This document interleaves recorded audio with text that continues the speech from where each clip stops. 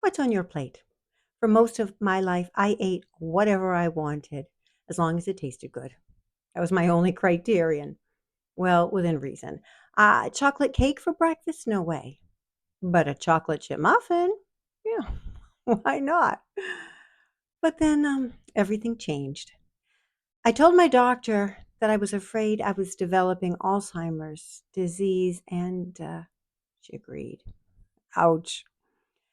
Though oddly, I was relieved to learn I wasn't crazy to think I was, going crazy. But I was deeply saddened to know that I would be missing out on our future grandchildren. I knew from experience with my sainted mother's battle with Alzheimer's that drugs don't do anything, they do not help. So, desperate to slow the rate of my decline, I read all about different dementia protocols. And long story short, I actually reversed the worst of my symptoms simply by changing my diet. Crazy, I know, but it's true. So this was life-changing. My poor food choices were negatively affecting my brain, also my body, also maybe your body.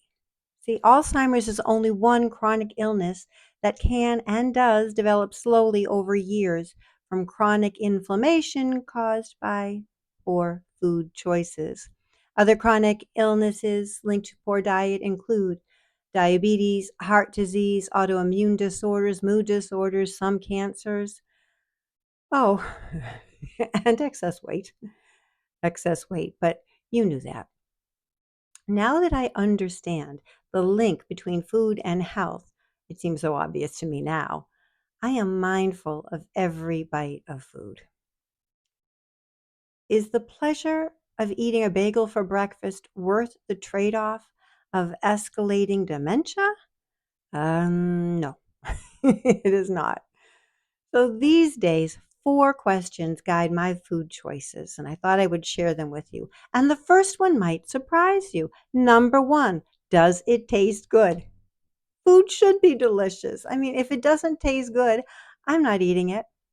Now, changing your diet might mean giving up some current favorites like those bagels, but trust me, you can and will find new favorites.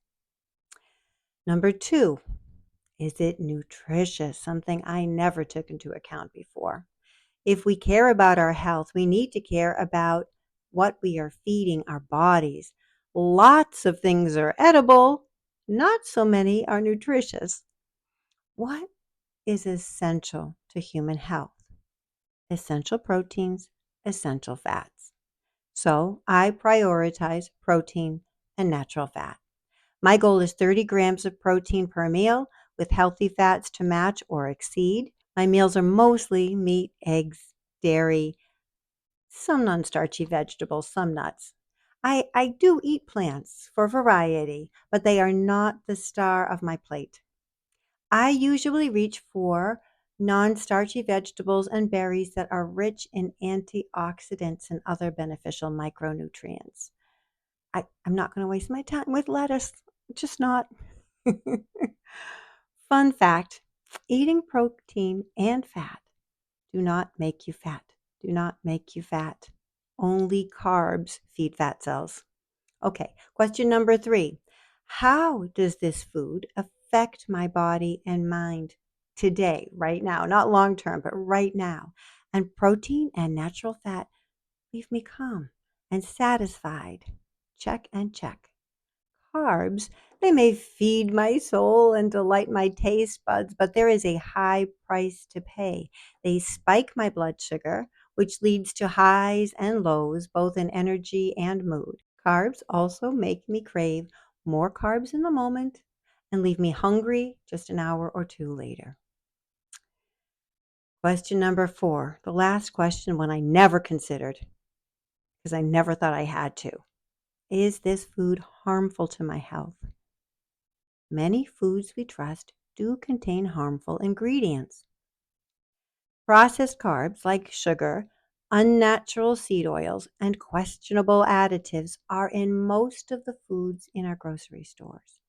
Sadly, there is no question that these culprits damage our metabolisms, leading to chronic inflammation leading to weight gain, leading to chronic disease. I know it's crazy to think that the food we've eaten our whole lives could be the reason so many of us are struggling with weight and health issues. But more and more evidence says it's the truth. So call me crazy for believing this, but not as crazy as I had been just a few years ago. I know that changing my diet has changed my life.